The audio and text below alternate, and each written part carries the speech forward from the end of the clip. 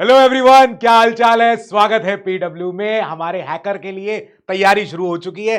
बस आप ये चैप्टर सुन लेना और आपके 6 नंबर पक्के हैं। आपका एसएसटी का चैप्टर नंबर 2 ये रहा, डन, सामने है। कुछ भी नहीं करना है, बस आपको फेडरलिज्म वर्ड समझना है और फेडरलिज्म हमारे देश में कैसे अपनाया गया है, बस मोटी मोटी ऊपर से खाका पढ़ेंगे हम। अब इसी मोटे मोटे खाका में ही जो एनसीईआरटी में जो भी सारे आपके देखो शब्दावली लिखी हुई है वो बहुत हैवी है, बहुत वर्डिंग, बहुत बहुत हाई फाई है। हमने क्या किया है, उसको सुलझाया है। क्योंकि जो बच्चों को अभी हैक करना है एग्जाम, ये बच्चों को भैया एसएसटी में ये बता दो नंबर कैसे आएंगे। कुल मिला के कहानी तो सारी मार्क्स की है ना, हमारी लड़ाई तो इनसे है।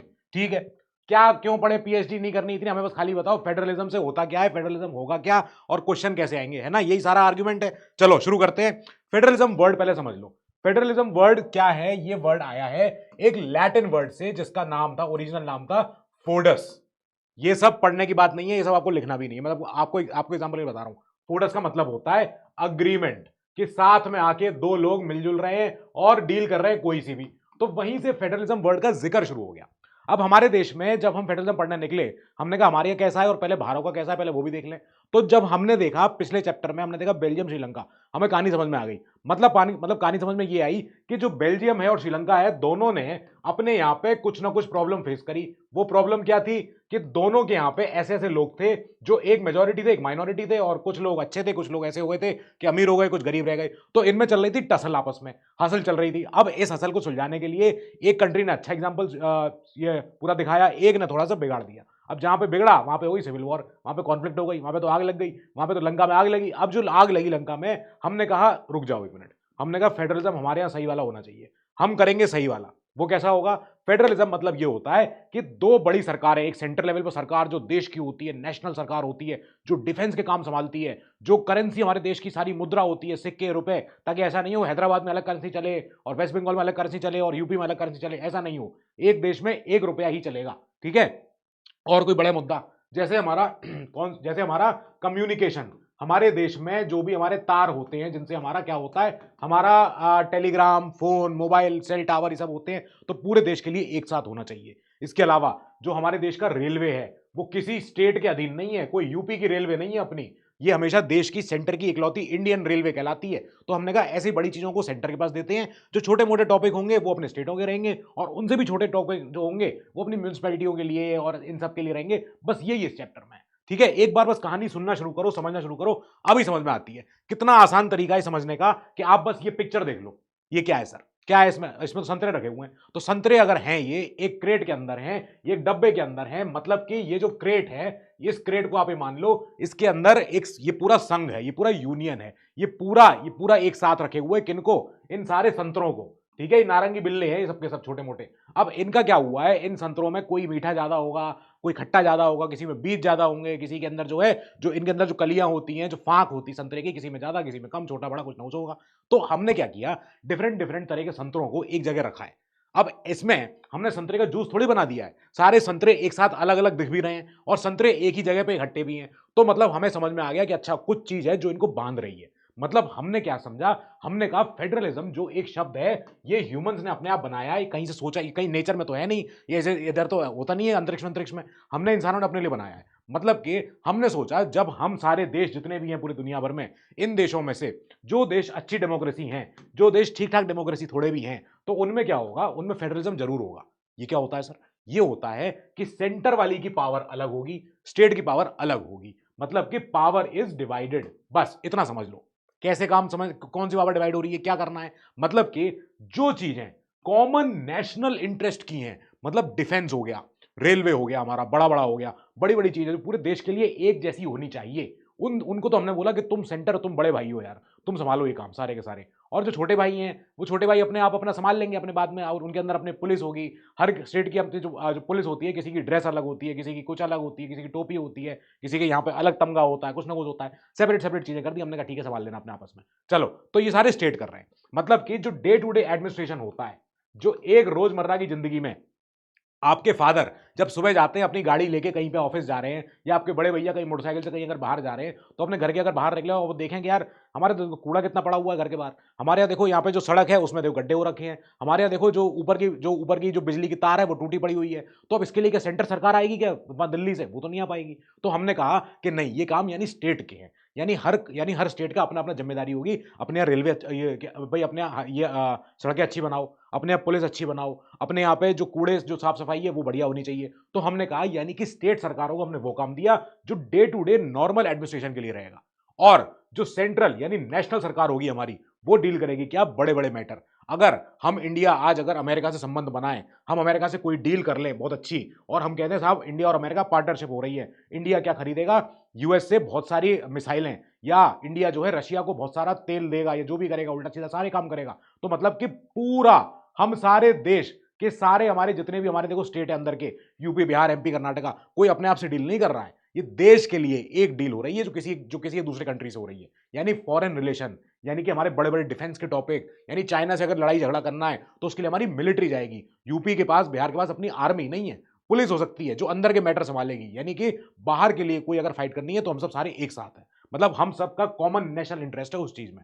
चलो ये समझ में आ गई बात। अब हमने समझा, इतनी समझ में आ गई बात कि जो भी स्टेट हो, या अब उनको प्रांत बोल लो, प्रोविंस बोल लो, रीजन बोल लो, कुछ भी कह लो, किसी देश में स्टेट्स को अपना बोला जाता है प्रोविंसेस, किसी जगह पे किसी देश में उसको बोला जाता है स्टेट, किसी और जगह उसको बोला जाता है रीजन, या जैसे जापान में जो स्टेट्स के नाम है उनका नाम है प्रीफेक्चर। तो अलग डिफरेंट डिफरेंट नाम है, कोई बात नहीं, हमें उनमें नहीं जाना। हमें समझाओ कि स्टेट सरकार का और सेंटर सरकार का जो पावर बांटी हुई है, ये पावर कैसे बांटी है? ये पावर ऐसे बांटी है कि इंडिपेंडेंट है, मतलब इस पावर को अगर स्टेट अपने यहाँ पे कोई चीज करना चाह रहा है, जैसे मेरे यहाँ जो होंगे पुलिस के 50 ऑफिसर होंगे एक जिला में, कर लो भाई, तुम्हारा स्टेट है, तुम्हें देना है पैसा, सैलरी देनी है, स्टेट दे अपना, यूपी देगा अलग, बिहार देगा अलग सैलरी, जो भी देना तुम्हें अपने जेब से देना, तुम जानो भैया। सेंटर को ये काम नहीं है। अब सेंटर के जो काम होंगे, मतलब बड़े बड़े डील करना कहीं बाहर जाके, कोई बड़ी फैक्ट्री लगवाना सैमसंग की, कोई बड़ा और इंडस्ट्री लगवाना, तो ये काम सेंटर कर रहा है बाहर के किसी देश से या अपना सारा तालमेल करके। तो ये काम क्या हो रहा है, सेंटर इसमें कोई स्टेट की सुनेगा नहीं। स्टेट बोलेंगे कि नहीं नहीं नहीं हमारे स्टेट में मत लगवाना, सेंटर कहेगा चुप बिल्कुल, तुम्हारे लगवा रहे हैं, कोई दिक्कत नहीं होनी चाहिए। इसका मतलब है कि हमने स्टेट और सेंटर की पावर अलग अलग हमने डिवाइड कर रखी है, दोनों के दोनों इंडिपेंडेंट है और दोनों दूसरे में क्वेश्चन नहीं कर सकते हैं ज्यादातर मामलों में, on most of the matters. जब भी बच्चे यूपीएससी की तैयारी करते हैं, आईएएस की तैयारी करते हैं ना, तो उसमें हमेशा कभी भी ये नहीं बोलते ऑल या नन या ओनली, उसमें बोलते हैं मेजर, माइनर, ऑलमोस्ट, मोस्ट, ऐसे वाले वर्ड होते हैं। On most of the topic क्या होता है, जो दोनों के दोनों है, स्टेट और सेंटर सारे के सारे, यूपी बिहार एमपी कर्नाटका ये सारे स्टेट हो गए, और जो देश हमारा पूरा है उसकी सेंटर सरकार जो दिल्ली में बैठती है, ये दोनों के दोनों अपने अपने पावर एंजॉय करते रहते हैं, और कोई किसी के पावर में हस्तक्षेप नहीं करता है ज्यादातर। ठीक है, बस ये बात समझो। चलो आगे चले। हमने कहा जो फेडरलिज्म है, ये फेडरलिज्म जो वर्ड आप समझा रहे हो सर तब से, ये क्या मतलब है इसका, क्या इसमें होता क्या है? तो हमें समझ में आया कि हमारे देश के, भारत के लोग सारे के सारे हैं, ठीक है। अब ये भारत के हमारे देश के लोग कहां रहते हैं? सब सारे स्टेटों में रहते हैं, यूपी में रहते हैं, राजस्थान में रहते हैं, बिहार में रहते हैं, कर्नाटका में रहते हैं, एमपी में रहते हैं, हर जगह रहते हैं। तो हमारे यहाँ पे जितने भी हमारे सिटीजन हैं, हम है तो सब भारत के सिटीजन, हम सारे के सारे हम अपने अपने स्टेटों में रहते हुए, लेकिन हमारे ऊपर दो दो तरह की सरकारें होती हैं। हम, आपके फादर, आपके बड़े भैया, आपकी मदर जाके जब वोट डालते हैं, किसी एमपी एमएलए का चुनाव करते हैं, तो एमपी का चुनाव कहां जाता है? एमपी के लोग कहां, एमपी जो मेंबर ऑफ पार्लियामेंट होते हैं, ये लोग कहां जाते हैं? हमारे पार्लियामेंट में जाते हैं। अच्छा, ये क्या होंगे सर? ये होंगे सांसद, ये होंगे एक जिला से कोई एक आधे आए हुए, और एक होंगे एमएलए। ये कहां जाएंगे? ये जाएंगे स्टेट की अपनी विधानसभा में। वाह, ये क्या होता है सर? ये होता है विधानसभा। मतलब जैसे हमारे यहाँ पे एक पार्लियामेंट है जिसमें लोकसभा राज्यसभा होती है, ऐसे ही हर स्टेट के पास अपनी विधानसभा होती है। ये क्या होती है सर? विधानसभा होती है जिसमें कि क्या होते हैं, स्टेट के लेजिस्लेटिव असेंबली के मेंबर अपने लोग जाते हैं। तो यानी हमारे ऊपर डबल तरह की सरकारें बनती हैं। पार्लियामेंट से चुनके कौन सी आती है? सेंटर की सरकार, जो पार्लियामेंट से आती है, जिसमें हमारे प्राइम मिनिस्टर मोदी जी, जो हमारी सेंट्रल सरकार के हमारे प्राइम मिनिस्टर हैं। ऐसे ही स्टेट की विधानसभा में से कौन निकल के आते हैं? स्टेट सरकार के, जैसे जिसमें योगी जी हैं, तो वो क्या है? वो स्टेट, यूपी स्टेट की सरकार है। यानी हमारे ऊपर, एक सिटीजन के ऊपर क्या है? जुरिस्डिक्शन है। दो तरह की सरकारों का डबल लेवल ऑफ गवर्नमेंट है हमारे यहाँ। अच्छा, ये बात समझ में आ गई। अब जो हमारा संविधान है, ये हमारा लिविंग डॉक्यूमेंट है। इस संविधान से ही हमारे सब कुछ, सारे कानून, सब कुछ गवर्न होते हैं। ये हमारा ऐसा डॉक्यूमेंट है, ये अंबेडकर जी का बहुत बड़ा हमारे को गिफ्ट है। और बेटा, इसकी गिफ्ट की आप अहमियत क्या समझोगे? ये गिफ्ट बहुत बड़ी चीज है। हमारे देश का संविधान। इस देश के संविधान ने तय कर दिया है कि सेंटर का काम इतना रहेगा, स्टेट का काम इतना रहेगा, हमारे नागरिकों के पास फंडामेंटल राइट रहेंगे, हमारे पास फंडामेंटल ड्यूटियां रहेंगी, हमारे पास फंडामेंटल चीजें, सारी सब चीज रहेंगी। ठीक है, जुडिशरी कैसे इंडिपेंडेंट रहेगी, न्यायपालिका, सुप्रीम कोर्ट, सब कुछ पूरा सेपरेट रहेगी।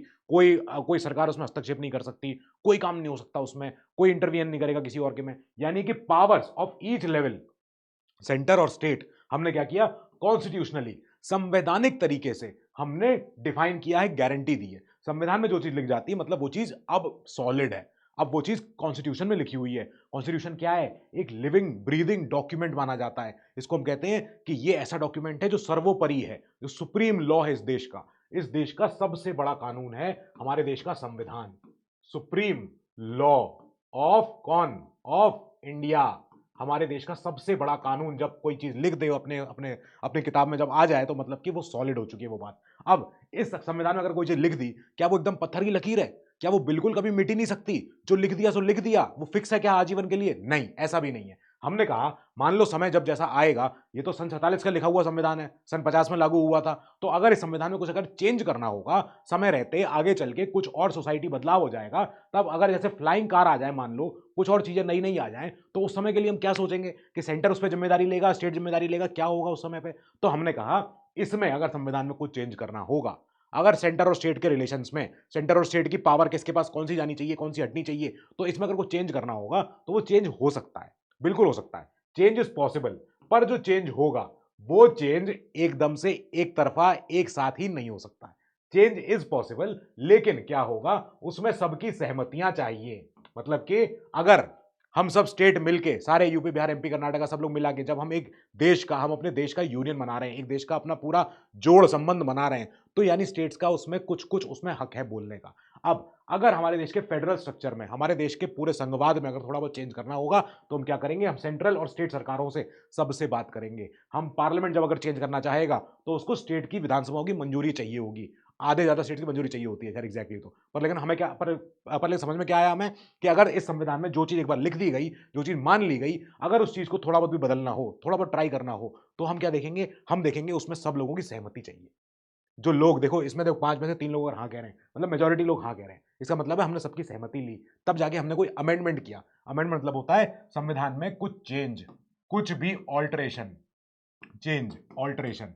अब अमेंडमेंट वर्ड जो है, इसमें अमेंडमेंट का मतलब ये समझो आप कि अमेंडमेंट मतलब होता है संविधान में कोई चीज ऐड करना, कोई अनुच्छेद, कोई आर्टिकल डालना, कोई अनुच्छेद आर्टिकल निकालना, कोई अनुच्छेद आर्टिकल को चेंज करना, तो हम उसे कहते हैं कि ऑल्टरेशन हो रहा है, ऑल्टरेशन हो रहा है, कुछ ऑल्टर हुआ है संविधान में कोई चीज। ठीक है, इसी संविधान ने एक और चीज दी है, वो क्या दी है, हमारी जुडिशरी, जो हमारी न्यायपालिका है, जिसमें क्या क्या होते हैं, हमारे सुप्रीम कोर्ट, हमारे इतने सारे हाई कोर्ट्स, कौन से high courts, Allahabad high court, Delhi high court, Punjab Haryana high court, Rajasthan high court, MP high court, ये सारे के सारे हाई कोर्ट्स हैं। तो इन जो हाई कोर्ट्स के साथ जो इनके ऊपर सबसे ऊपर सुप्रीम कोर्ट बैठती है, इस पूरे को बोलते हैं जुडिशरी। ये हमारी न्यायपालिका है जो न्याय देती है। जब ये न्याय देती है तो उसका काम होता है न्यूट्रल रह के काम करना, किसी की तरफ नहीं रहना। कोर्ट का एक ही काम होता है कि डिस्प्यूट, यानी जो भी विवाद हो गया है, जो भी झगड़े हो गए हैं, उसको सॉल्व करना। सेंटर वर्सेस स्टेट, है ना, अगर सेंटर वर्सेस स्टेट का झगड़ा हो जाए, यूपी वर्सेस सेंटर हो जाए कि नहीं साहब अयोध्या का जो एरिया होना चाहिए 50 और किलोमीटर ज्यादा होना चाहिए, तो ये क्या हुआ, ये एक डिस्प्यूट हुआ। यानी इस डिस्प्यूट, यानी अगर इस डिस्प्यूट को अगर सॉल्व करना होगा तो कोर्ट उसमें इंटरवीन करेगी।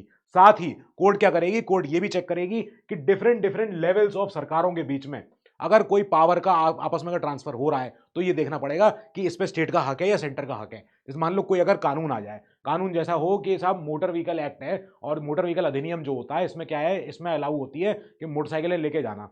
अब अगर मोटरसाइकिलों पे अगर हम टैक्स ज्यादा बढ़ा दें, ज्यादा कम कर दें, और स्टेट कहते हैं नहीं साहब सारी मोटरसाइकिलों का टैक्स जो है मैं ही लूंगा, एक स्टेट लेगा खाली, तो सेंटर बोलेगी अच्छा हमारे यहाँ मोटरसाइकिलें बनती हैं, सारे सारे स्टेटों में तो मैं अपना टैक्स कलेक्ट करता हूँ, लेकिन तुम क्यों ऐसा बोल रहे हो? तो यूपी बोलेगा हमारा मन, हमारा मन है तो मन है। तो ऐसे में क्या होगा, कोर्ट में केस चले जाएगा। जब कोर्ट में केस जाएगा तब उस समय पे कोर्ट डील करेगी, कोर्ट सुनवाई करेगी और कोर्ट न्याय देगी कि साहब सेंटर सही है कि स्टेट सही है, दोनों में से देखते हैं क्या सही है। जो भी होगा सही वो क्लियर हो जाएगी बात। ये क्या है, हमारे फेडरलिज्म के फीचर है। और क्या फीचर निकले, हमने कहा पैसा लेने का तरीका, जो भी हमने टैक्स की बात करी, जैसे टैक्स लेने का तरीका, तो इकलौता हमारी सरकारों के पास जो टैक्स, जो हमारा माध्यम होता है कुछ पैसा कमाने का, वो क्या होता है, टैक्स के जरिए, यानी कर के जरिए। कर समझते हो क्या होता है? कर माने होता है टैक्स। इनकम टैक्स हो गया, सेल्स टैक्स हो गया, गुड सर्विस टैक्स हो गया, सारे इतने सारे टैक्स होते थे, जीएसटी आ गया अब तो अब जो ये टैक्स होते हैं, इस टैक्स के माध्यम से हमारा स्टेट जो है वो पैसा कमाता है, वो पैसा पाता है। हम ऐसे में हमारा संविधान कहता है देखो साहब, स्टेट इतनी इतनी चीजों पे टैक्स लगा सकता है, सेंटर इतनी इतनी चीजों पे टैक्स लगा सकता है, दोनों एक दूसरे काम में इंटरफियर मत करना। यानी कि हमने दोनों को ऑटोनॉमी दे दी है, यानी सेंटर और स्टेट दोनों को हमने क्या दी है, खुद की स्वायत्ता, खुद की स्वतंत्रता, कि आप चाहो अपने अपने हिसाब से ईच लेवल पे आप लोग टैक्स लगा सकते हो। किसके ऊपर? जनता के ऊपर। ठीक है, जनता के ऊपर, कंपनियों के ऊपर, इंडिविजुअल के ऊपर, किसी के ऊपर आपको लगाना है टैक्स लगा लो। ये आपकी फाइनेंशियल ऑटोनॉमी है। फाइनेंशियल मतलब समझ में आता है? फाइनेंस मतलब होता है पैसे से जुड़ा हुआ, वित्तीय मामला, वित्त से मामला, वित्तीय, इसको हिंदी में लिख लो ताकि आप कईयों के समझ में आ जाए। ठीक है, वित्तीय। तो ये हो गया हमारा, समझ में आया कि अच्छा ठीक है, मतलब कि सेंटर और स्टेट दोनों आपस में इतना इतना दूर दूर है भी, अपने अपने आपस में दोनों अपने अपने डब्बों में खेल रहे हैं, कि कोई अपने एक डब्बे में खेल रहा है, कोई अपने एक डब्बे में खेल रहा है, दोनों दूसरे के डब्बे में झांक सकते हैं लेकिन इंटरफियर नहीं कर सकते हैं। चलो ठीक है, इस सब से क्या हुआ, हमारा एक ऑब्जेक्टिव पूरा हो गया, कंप्लीट। ये क्या हमारा ऑब्जेक्टिव था? हमारा हमारा ऑब्जेक्टिव ये था कि सर हम चाहते थे हमारे देश में अखंडता बनी रहे। हम चाहते थे कि हमारे देश में सारे जितने डिफरेंट डिफरेंट तरीके के इतने सारे जो लोग हैं, इन सबकी ये डाइवर्स ग्रुप हैं, इतने सारे डिफरेंट डिफरेंट, हमारी डाइवर्सिटी है, हमारे यहाँ अनेकता में एकता है। इतने तरह के, कोई किसी धर्म का है, कोई किसी रीजन का है, कोई कोई लैंग्वेज बोलता है, कोई कुछ कहता है, कोई कुछ खाता है, कोई कुछ पहनता है। तो इतने सारी जो डाइवर्सिटी है हमारी, इन सबको हमने क्या किया, हमने सबको समेट के रखा है। हमने कहा देखो कितने तरह के हमारे यहाँ लोग रहते हैं, हमने सबको एकोमोडेट किया है, हमने सबको एकोमोडेशन दिया है। जितने भी हमारे देश में प्रांतीय, क्षेत्रीय, रीजनल डाइवर्सिटी है, हमने उसको खुश रखा है। इसके साथ ही हमारी जो देश की अखंडता है, हमारे देश की यूनिटी है, वो बरकरार रही है। कोई स्टेट नाराज नहीं है, कोई स्टेट ऐसा नहीं है जो कल को ये कह दे मैं चला इंडिया से बाहर, मैं सेपरेट एक इंडिया बना रहा हूं। वो नहीं हो सकता है, हमारे यहाँ वो पॉसिबल नहीं है। हमारे यहाँ पे कैसे चलता है? हमारे यहाँ पे चलता है म्यूचुअल ट्रस्ट से। हमारे यहाँ चलता है एक दूसरे से भरोसा करके, प्यार मोहब्बत। आप जब अपने बड़े भैया से जब बात करते हो, आप बड़े भैया पे भरोसा रखते हो कि ये जाके मुझे स्कूल में बचा लेंगे। अगर कोई लड़ाई झगड़ा हो गया, अगर कोई टीचर मुझे, अगर कोई कॉपी किताब नहीं है मेरे पास, तो बड़े भैया को फोन करूंगा, तो बड़े भैया लाके तो दिलवा ही देंगे कहीं ना कहीं से। तो यानी बचा सकते हैं मुझे बड़े भैया किसी और जगह से भी, कोई और अगर मेरे ऊपर कोई आपदा आ जाए तो। इसके साथ ही हमने जब पावर शेयरिंग, तभी हमने बड़े भाई को इतने सम्मान भी दिया है। बड़ा भाई जो है, बड़ा भाई इंपॉर्टेंट होता है, बड़ा भाई चीजें काफी जानता है। तो हमने उसको अग्रीमेंट, हमने ये बोला है कि बड़े भैया क्योंकि आप बड़े हो यार, आपको पता है आईडी का एग्जाम कैसे निकालते हैं, आपको पता है यूपीएससी आईएएस का एग्जाम कैसे निकालते हैं, तो आप हमें बता देना जब भी हमें जरूरत पड़ेगी आपकी। मतलब कि ये हमारे लिए एसेंशियल क्यों हो गया है? हमारे देश के फेडरलिज्म के लिए, सबसे ज्यादा फंक्शनिंग करने के लिए बहुत इंपॉर्टेंट है क्या? हमारे देश का फेडरलिज्म वेरी वेरी इंपॉर्टेंट है, कि हमारे यहाँ पे ये अगर ऑब्जेक्टिव हमारा पूरा हो जाए, दैट मीन्स हमारे यहाँ पे म्यूचुअल ट्रस्ट बन गया है, सेंटर और स्टेट के बीच में, सरकारों के बीच में मतभेद नहीं है, लड़ाई झगड़ा नहीं है। ये कहाँ हुआ था? श्रीलंका। याद आ गया? श्रीलंका में हुआ था झगड़ा। वहीं पे जब एक दूसरे भरोसा नहीं हो पाया था, तब जाके वहां सिविल वॉर हो गया। वहां पे आपने जो पिछली बार मुझे आंसर दिया था, LTTE, बहुत बढ़िया आंसर लगा मुझे, वेरी गुड, आपने बिल्कुल सही आंसर दिया। अब मुझे ये बता दो कि बेल्जियम में जो दो तरह के ग्रुप्स थे, वो कौन से थे? ठीक है, जिन्होंने आपस में सहमति से आपने बोला कि अच्छा ठीक है, तुम अलग हो, तुम हम अलग है, हम साथ में बैठ के काम कर लेंगे। ठीक है, मुझे इसका आंसर चाहिए, बस आप ये इतना बता देना। हमने जब समझा अच्छा फेडरलिज्म ऐसा ऐसा होता है, तो कैसा कैसा होता है सर? हमने कहा दो तरह का निकला। हमने जब फेडरलिज्म समझना शुरू किया, हमने कहा एक तरफ तो अमेरिका का एग्जाम्पल है, अमेरिका हो गया, स्विट्जरलैंड हो गया, ये देश हो गए। ठीक है, इन देशों ने अपने तरीके से, अपने तरीके से इन्होंने किया है क्या? फेडरलिज्म। हमने कहा और बताओ तरीके, जरा बताना क्या क्या है। हमने कहा इंडिया है, इसके अलावा स्पेन है, इसके अलावा और भी तरीके हैं, बेल्जियम भी यहां पर ही आता है इसी में ही। तो हमने कहा क्या है इसमें फर्क, क्या है? पहले तो ये बताओ सर। फर्क है कि एक जगह पे तो कमिंग टुगेदर है, और एक जगह पे है होल्डिंग टुगेदर। एक जगह पकड़ के रखा है हमने कहा इनको जाने नहीं देना है, अगर जाने दिया तो भग जाएंगे यहां से। तो हमने कहा पहले ये समझाओ सर, ये क्या हुआ? हमने कहा जब यूएस आजाद हुआ, जो अमेरिका है, ये आज का अमेरिका है, जब ये आज का अमेरिका उस समय ऐसा दिखता था, कब? 1700s में। अच्छा ठीक है जी, ओके। तो इस समय क्या होता था यहाँ पे? तो 1700s में क्या हुआ था? जब जॉर्ज वॉशिंगटन जी ने लड़ाई जीती पूरी, इन्होंने अमेरिका आजाद करवा दिया इंग्लैंड से, और इंग्लैंड की गुलामी से, यूके से ये आजाद हो गया। कौन? अमेरिका। अच्छा ठीक है, इससे क्या निकला? तो जब इंडिपेंडेंट हुआ, तब यहाँ पे इतनी कुल 13 कॉलोनियाज थी, 13 कॉलोनीज थी। ये क्या हुआ सर? इनमें कॉलोनी मतलब क्या होता है? कॉलोनी मतलब होता है गुलाम। जैसे एक समय पे इंडिया, जो आप ये फोटो देख रहे हो ना, ये फोटो का मतलब ये बता रहा है कि इस समय इंडिया एक कॉलोनी है यूके की। ये भी था, लेकिन ये बहुत पहले आजाद हो गया, हमसे 200 साल पहले ही। तो इनको मिल गया हेड स्टार्ट। ये तो फिर आगे डेवलप कर गए, बहुत अच्छा पैसा कमा गए, सब कुछ हो गया इनके यहाँ। लेकिन जब इनके यहाँ शुरू में जब ये आजाद हुए थे, इन्होंने कहा अब क्या है, क्या हमारे पास आसपास देखे तो सही क्या है। तो इन्होंने कहा इस पूरे यूएस में जितना आपको लाल लाल रीजन दिख रहा है ना, ये लाल लाल रीजन, ये लाल रीजन क्या है? ये लाल रीजन है 13 कॉलोनियां, छोटे छोटे एरिया हैं, यानी नॉर्थ कैरोलिना, साउथ कैरोलिना, कुछ ऊपर का एरिया न्यू हैम्पशायर है, कुछ कुछ है फ्लोरिडा है, ये सब चीजें हैं इनमें। अब क्या हुआ, इन 13 कॉलोनियों ने कहा यार हम सब अगर आपस में फिर लड़े तो हम लड़ाई अभी अभी जीत के चुके हैं, यूके से अभी अभी आजाद हुए हैं, हम अगर और लड़ मरे आपस में तब क्या होगा? तो इन्होंने कहा क्या बेस्ट इलाज है इसका, हम क्या करें? तो इन्होंने कहा 13 कॉलोनियां हम एक साथ आते हैं, हम वी विल कम टुगेदर।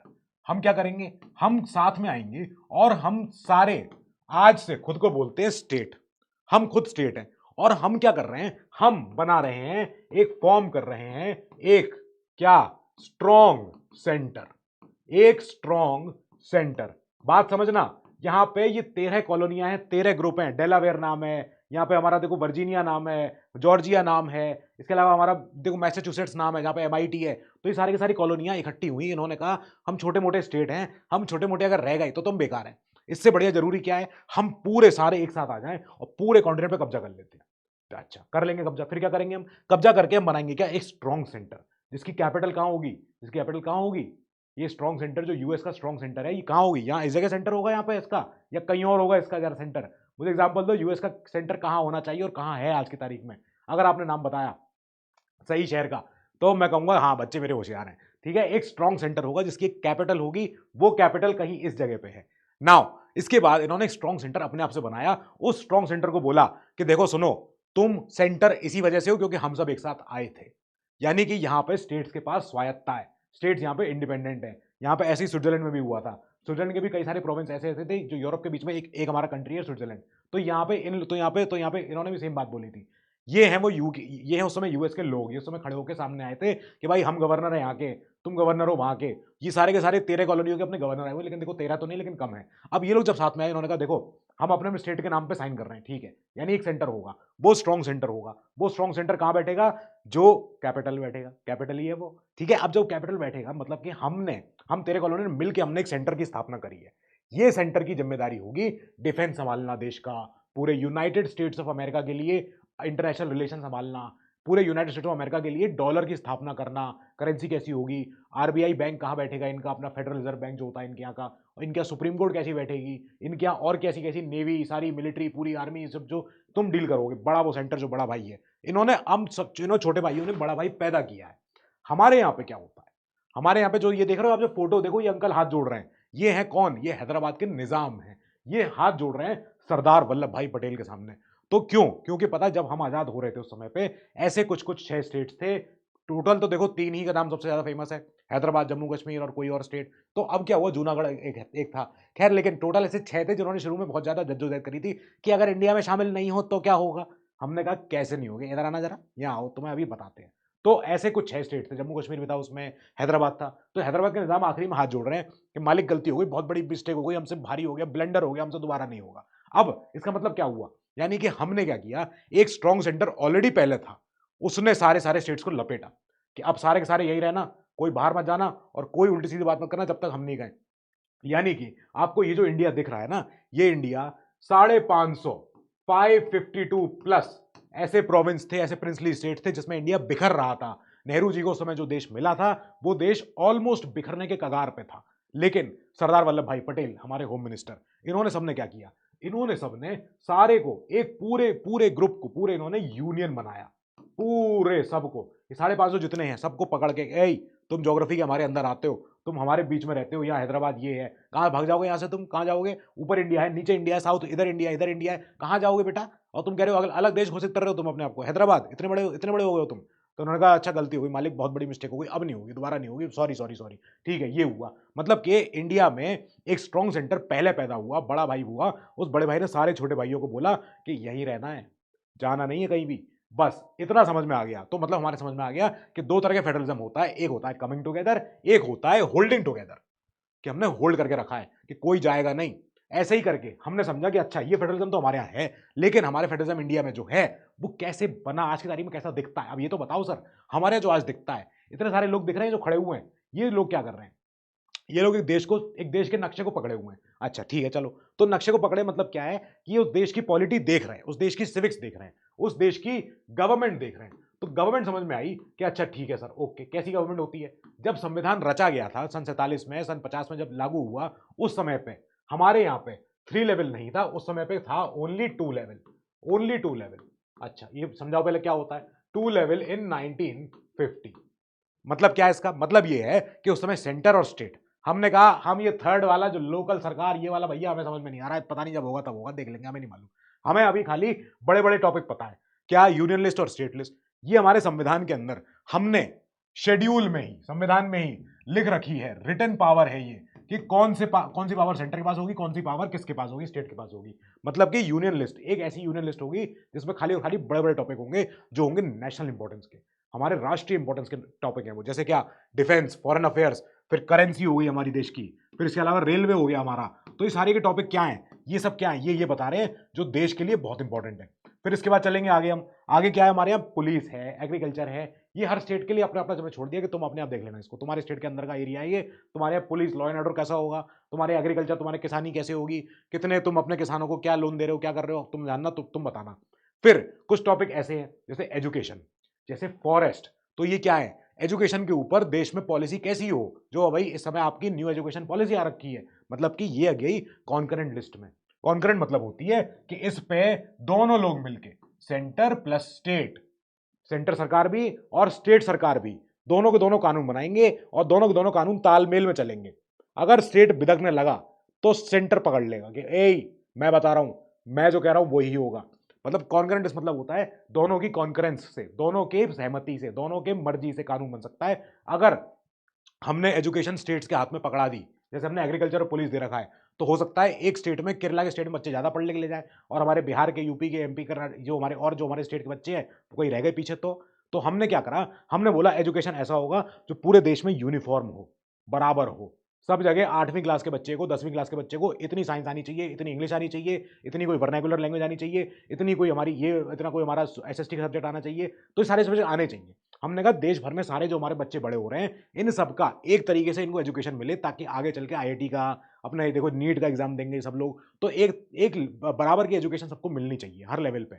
ऐसे ही फॉरेस्ट, हमने कहा अगर फॉरेस्ट इनके हाथ में दे दिया, स्टेटों के हाथ में, एक स्टेट तो कहेगा लाओ साहब सारे फॉरेस्ट पेड़ काट डालूंगा मैं और यहां लगाऊंगा बड़े बड़े मॉल, यहां लगाऊंगा बड़े बड़े बिल्डिंगे, यहां खड़े करूंगा बड़े बड़े मैदान जो भी होंगे क्रिकेट के। तो हमने कहा नहीं नहीं नहीं, तुम तो फॉरेस्ट का पूरा हुलिया बिगाड़ दोगे, हमारे सारे जंगल, हमारे वन संपदा, हमारे जीव जंतु, हमारे फ्लोरा फोना सब सब गायब हो जाएंगे। तो हमने कहा अगर ये टॉपिक हमने स्टेटों के हाथ में दे दिया तो बिगड़ जाएगा मामला।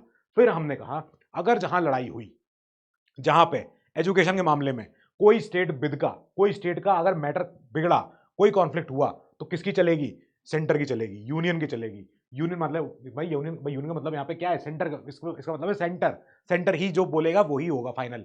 फिर कुछ होता है रेसिडुअरी सब्जेक्ट, मतलब कि अभी वी डोंट नो, हमें नहीं पता, वी डोंट नो येट। मतलब कुछ ये ऐसे टॉपिक होते हैं, आप इनको ऐसे मान लो जैसे जब संविधान लिखा गया था उस समय किसी को कंप्यूटर के बारे में नॉलेज नहीं थी। कंप्यूटर सॉफ्टवेयर हो गया, एआई हो गया, आर्टिफिशियल इंटेलिजेंस हो गया, फेसबुक हो गया, उस समय किसी को पता ही नहीं था। सन 47 सन 50 की बात हो रही है ये। उस समय कहाँ कौन मालूम है इंटरनेट, मेटा और फेसबुक और ये व्हाट्सएप और ये सब तो पता नहीं है। तो हमने कहा ऐसे टॉपिक जो अभी हमें नहीं पता है क्या हो सकता है फ्यूचर में, तो जब ऐसे टॉपिक अगर कोई हो, उस पर कौन काम करेगा? उस पर खाली और खाली केंद्र सरकार काम करेगी। यूनियन सरकार लेजिस्लेट्स ऑन सब्जेक्ट्स नॉट लिस्टेड, जो हमें अभी नहीं मालूम है कि क्या आगे चल के इंपॉर्टेंट हो सकता है। हमें हो सकता है आगे चल के हमें सोचना पड़े कि ह्यूमंस कोई नई चीज आविष्कार कर ले, जो चीज अभी तक देखी सोची नहीं गई है, उस पर काम कौन करेगा? उस पर खाली खाली केंद्र सरकार काम करेगी, स्टेटों के हाथ में हम नहीं देने वाले। हमने कहा स्टेटों से तो बाद में इन्हें पहले बता देंगे, पहले हम खुद सॉल्व करेंगे, तब स्टेटों को बोलेंगे क्या कर सकते हो क्या नहीं कर सकते हो। ठीक है, ये बात क्लियर हो गई। चलो आगे, यही आपका एग्जाम आएगा ही आएगा क्वेश्चन। ये देखो आप क्वेश्चन, ये आपके आंसर है सामने, आपको इसमें से आंसर चूज करना है, राइट आंसर कौन सा है। समझाऊं क्या है ये? हमारे इसमें मैच द कॉलम करना है, इसमें 4 ऐसे देखो पेयर बने हुए हैं, आपको बताना है सही से मैच कौन सा वाला पेयर हो रखा है। अगर ये नहीं दिख रहा हो, इसको जूम करते हैं थोड़ा सा, मजा आ जाएगा। चलो अभी समझ में आया? अगर आप थोड़ा बहुत देख पा रहे हो तो बस ये देख के बता दो इसमें कि एक जगह लिखा है union list, state list, concurrent list और रेसिडुअरी लिस्ट। ठीक है, फिर इस जगह क्या लिखा हुआ है? Trade union, banking, police, internet. अब सोच के देखो आप, इसमें से कौन सा कॉलम मैच हो रहा, कौन सा कॉलम मैच हो रहा होगा। मतलब कि हम देख रहे हैं इसमें कि जितने भी देखो हमारे पुलिस है, पुलिस एक बार देखो हमने कहा, देखो देखो ये बताओ ये कहां हमने सोची हुई है। पुलिस अगर हमारी स्टेट लिस्ट पर चली गई, ठीक है, यानी बी का मैच हो गया थर्ड से, तो बी यहां पे थर्ड एक आ गया। ये कब का एग्जाम है? अभी का एग्जाम है, खत्म क्वेश्चन। अब देखो हो गया सॉल्व। आगे करूं मैं क्वेश्चन इसको सॉल्व? आगे करना है मुझे सॉल्व तो बताओ। अब हमारे देखो हमारे जितने हमारे बैंक होते हैं, तो हमारे बैंक क्या हैं? हमारे सारे जितने बैंक होते हैं, ये बैंक होते हैं देश के आरबीआई के अंदर। आरबीआई के अंदर होते हैं सारे के सारे बैंक। इसमें कौन से बैंक होते हैं हमारे? एसबीआई होगा, इसमें हमारा पंजाब नेशनल बैंक होगा, इसमें हमारा जो भी होगा, ये सब के सब किसके अंडर आ गए? ये सब हमारे सेंटर के अंडर आ गए, बड़े के अंदर आ गए, बड़े भाई के पास हो गए। ठीक है, तो हमारा मैच हो गया, A2 हो गया। ठीक है जी, ऐसे करके हमें क्वेश्चन सॉल्व करने हैं, बाकी आप भी करोगे। ये वाला क्वेश्चन अब आप करोगे सॉल्व इसको। ठीक है, ये भी हो जाएगा अभी आपसे। इसको देखो एक बार, इस क्वेश्चन को सॉल्व करो और मजा आ जाएगा। अभी होगा क्वेश्चन यहीं कहीं। मैं एक सेकंड के लिए, आप चाहो तो पॉज कर लो वीडियो को, नहीं तो आप यहाँ पे स्क्रीनशॉट ले लो और इसका मुझे आंसर आप कमेंट बताओगे। डिफेंस हमारा कहाँ जाना चाहिए इसमें से? ठीक है, मैरिज हमारी कहाँ जानी चाहिए, कंप्यूटर सॉफ्टवेयर हमारा कहाँ जाना चाहिए? तो अब बताओ भैया क्या होगा इसका। आगे देखो, which of the following subject, इसको यहाँ थोड़ा साइड में कर लेते हैं। Which of the following subject is included in concurrent list? Concurrent list, concurrent मतलब दोनों साथ में होने चाहिए। Trade, commerce, agriculture, marriage. अब बता दो भाई इसमें से आंसर। अभी हो जाना चाहिए ये तो सॉल्व। चलो आगे चलते हैं। अब चले, हमारे यहाँ जो फेडरलिज्म है उसके कई सारे और फीचर हैं। कुछ आप इधर मैप देख रहे हो, ये मैप क्या कहता है? ये मैप है हमारे नॉर्थ ईस्ट का। अरे अरे अरे, ये कहाँ जा रहा है मैप? अभी रुक जा बेटा, अभी जरूरत नहीं है जाने की, इधर आओ। चलो, ये है हमारा नॉर्थ ईस्ट। नॉर्थ ईस्ट माने हमारे देश का पूर्वोत्तर इलाका, जहां आसाम है, जहां मेघालय है, जहां पे मिजोरम है, जहां मणिपुर है, जहां सिक्किम है। तो ये सारे स्टेट है, वहां नागालैंड है, वहां त्रिपुरा है वहां पे। तो इनमें से कुछ एरिया ऐसे हैं, ये एरिया को हम कहते हैं बड़े इंपॉर्टेंट एरिया है, बड़े डेलिकेट एरिया है। यहाँ पे इकोसिस्टम है, यहाँ पे ऐसे लोग रहते हैं जो अपने तरीके से जीवन जीते हुए आए हैं। उन्हें ज्यादा मतलब नहीं है, उन्हें ज्यादा देश के सारे आजकल के मॉडर्न वे ऑफ लाइफ से, उन्हें इंटरनेट से, उन्हें सीधी चीजों से मतलब नहीं है। वो अभी भी अपने जंगल में, पहाड़ पे अपना रहते हैं, कंदमूल फल खाते हैं, खुश रहते हैं, अपना अपनी सारी काम करते रहते हैं। तो हमने कहा कुछ ऐसे स्टेट, असम, नागालैंड, इनमें कई सारी ट्राइब्स रहती हैं, कई सारे जनजातियां रहती हैं, ट्राइबल लोग रहते हैं। तो हमने कहा आप लोग अपने हिसाब से अपने आप को गवर्न कर सकते हो, हम आपको बिल्कुल डिस्टर्ब नहीं करेंगे। सेंटर का जो बिल्कुल मेन लैंड इंडिया का पूरे सारे कानून है, पूरा आपके ऊपर नहीं लगेंगे, बिल्कुल नहीं लगेंगे। आपके पास स्पेशल प्रोविजन है, आपको संविधान ने आर्टिकल 371 के तहत स्पेशल पावर दे रखी है। आसाम अपने हिसाब से अपने यहाँ पे गवर्न कर सकता है खुद को, जैसे चाहे वैसे। ठीक है, क्यों? क्योंकि यहाँ का कल्चरल रीजन अलग है। हिस्टोरिकली भी ब्रिटिश लोगों ने भी कभी क्या किया, हिस्टोरिकली जब देखो, जब ब्रिटिश राज था हमारे यहाँ पे, तो इस पूरे नॉर्थ ईस्ट को लोग जो हमारे ब्रिटिश जो हमारे जो यहाँ रहते थे, ब्रिटेन के लोग कहते थे सारे आसामीज हैं। हमने बाद में डिवाइड किया, हमने कहा भाई ये आसामी सारे नहीं है, इनमें से नागालैंड अलग है, अरुणाचल अलग है, इसमें से भैया त्रिपुरा अलग है, इसमें से सब अलग, मेघालय अलग है। सब ब्रिटेन के लिए सब सारे बराबर एक जैसे ही थे, पहाड़ी सब लोग हैं, हम नहीं जानते कि सब एक जैसे रहना। तो अब क्या किया, हमने कहा नहीं नहीं, हिस्टोरिकली इन लोगों की बहुत ज्यादा योगदान रहा है। तो हमने कहा आप, क्योंकि हमारे लिए बहुत इंपॉर्टेंट हो, आप चाइना के सामने आप रहते हो वहीं के वहीं, तो आपके लिए हम अलग से आपके साथ डील करेंगे। हमने क्या किया, संविधान के तहत हमने इनको अलग से पावर दी है कि आप अपने आप को गवर्न करो, कोई दिक्कत नहीं है। ऐसे कुछ जगह हैं, चंडीगढ़ हो, लक्षद्वीप हो, दिल्ली है, पुदुचेरी है, अब तो जम्मू कश्मीर लद्दाख भी यूटी है। तो अब क्या है, दादरा नगर हवेली है, अंडमान निकोबार है, लक्षद्वीप आइलैंड है। ये कुछ क्या है, ये ऐसे एरिया हैं जो area not a state, state तो है नहीं है, क्या है फिर? ये तो स्टेट नहीं है तो कुछ तो होंगे ये ऐसी जगह हैं जो कि स्टेट जितने बड़े हो नहीं सकते हैं, नहीं हो पा रहे हैं, लेकिन कुछ इंपॉर्टेंट एरिया है, कुछ इनका ज्योग्राफी या तो ऐसी है, या इनकी स्ट्रेटेजिक लोकेशन ऐसी है, कि या इनकी हिस्ट्री ऐसी है, या इनका कल्चर ऐसा है कि हमने बोला ये एरिया को कोई स्टेट को हम देंगे ही नहीं। नहीं, ये कहाँ रहेगा, ये केंद्र सरकार के पास ही रहेगा। यूनियन टेरिटरी बोलना शुरू किया हमने इसको, कि ये हमारी यूनियन टेरिटरी बन गई। मतलब कि अंडमान निकोबार है, वो किसी स्टेट के हाथ में हमने दिया ही नहीं, वो हमने कहा कि वो सेंटर का, वो पूरे सारे आइलैंड, उसमें अंडमान निकोबार के जितने हमारे आइलैंड होते हैं, तो वो सारे के सारे सेंटर के पास रहेंगे, दिल्ली के पास रहेंगे। सेंटर यहाँ पे यानी हमारी क्या, पार्लियामेंट, हमारे देश का सेंट्रल, जो हमारे प्राइम मिनिस्टर मोदी जी, जो हमारे प्राइम मिनिस्टर हैं, तो उनके अंडर जाएगा पूरा सेंटर सरकार के अंदर यूटीज का सारा एडमिनिस्ट्रेशन। ऐसे चंडीगढ़ है, चंडीगढ़ क्योंकि 2 स्टेटों की राजधानी है, हमने कहा ये तो यार बड़ी पेचीदा मामला हो गया, तो हमने कहा इसको सॉल्व करते हैं। हमने कहा चंडीगढ़ जैसे एरिया को हम किसी को स्टेट को देंगे ही नहीं, ना पंजाब को ना हरियाणा को, ये हम रखेंगे, चंडीगढ़ हमारे पास रहेगा। चलो ठीक है, इसके बाद दादरा नगर हवेली, दमन एंड दीव, तो हमने पहले इसको मिक्स किया। हमने कहा ये ऐसा कुछ हिस्टोरिकल एरिया है, यहाँ पे पोर्टुगीज रहते थे, यहाँ पहले ये लोग रहते थे, अभी किस स्टेट में जाएं, गुजरात के पार्ट नहीं बन पा रहे, महाराष्ट्र के पार्ट नहीं बन पा रहे, कहाँ जाएंगे ये? तो हमने कहा एक काम करो, इसको सेंटर को दे दो, सेंटर ही रखेगा। ऐसे ही हमारा लक्षद्वीप, वो भी आइलैंड है ऐसा ही अलग, तो उसकी भी स्ट्रेटेजिक लोकेशन ऐसी है कि वो बिल्कुल मालदीव्स के पास है, वो देखो वहाँ पे हमारा नेवल बेस भी, हमारा सब कुछ चीज़ें वहाँ पे हैं। तो हमने कहा इसको भी सेंटर के पास रखो। फिर ऐसी दिल्ली, हमारा दिल्ली तो हमारी कैपिटल है, तो हमने कहा दिल्ली तो कोई स्टेट हम बनाएंगे ही नहीं, दिल्ली जैसा, दिल्ली को किसी स्टेट को नहीं देंगे, ना यूपी को, ना हरियाणा को, ना राजस्थान को, ना किसी को। हमने कहा दिल्ली भी हमारे पास ही रहेगा, सेंटर के पास रहेगा। चलो, हमने कहा ऐसा सब करने से क्या हुआ, हमने अपने स्टेट्स को कुछ पावर दे रखी है और कुछ एरियाज को हमने यूटीज को हमने पकड़ा रखा है, हमने अनइक्वल पावर से बांटा है अपना फेडरलिज्म। हमारे फेडरलिज्म में हमारे यहाँ कुछ कुछ सेफगार्ड भी हैं, मतलब कि हमारे संविधान को अगर चेंज करना होगा, अमेंडमेंट जो हमने पीछे देखा, अमेंडमेंट का मतलब क्या होता है, इसमें कोई भी चीज हो सकती है, प्लस हो सकती है, माइनस हो सकती है, इसमें कोई चीज चेंज हो सकती है। हमारे संविधान में कोई चीज डाल सकते हैं, कोई आर्टिकल, नया आर्टिकल डाल दिया, 372A डाल दिया, मान लेते हैं, चलो मान लेते हैं, फिर कोई आर्टिकल हटा दिया, जैसे हमारा कोई आर्टिकल नंबर 31, आर्टिकल नंबर 30, हमने इनको हटा दिया संविधान से कि नहीं चाहिए इसको, ठीक है, कुछ चीज को हमने चेंज कर दिया, उसकी लैंग्वेज बदल दी हमने, उसको कोई नया टेक्स्ट लिख दिया, आर्टिकल 82 को पहले कुछ और कहते थे, आज कुछ और कहते हैं, ऐसे करके हमने बना लिया। तो हमने कहा ऐसे जो अमेंडमेंट हो रहे हैं, इन अमेंडमेंट्स में संविधान में जो चेंज हो रहा है, ये इससे अगर पावर शेयरिंग में कुछ चेंज हो, मान के चलो सेंटर स्टेट के रिलेशन में अगर आपस में कुछ तब्दीली हो रही होगी, तो ऐसे में क्या चाहिए होगा, पार्लियामेंट में जितने हमारे एमपी बैठते हैं, जो हमारे एमपी बैठा करते हैं, कितने एमपी बैठते हैं हमारे पार्लियामेंट में, लोकसभा में हमारे बैठते हैं 543, है ना, लोकसभा में, और इसके अलावा हमारे राज्यसभा में कितने होते हैं, 245। ये सब कौन है, ये हमारे एमपी हैं, मेंबर ऑफ पार्लियामेंट है।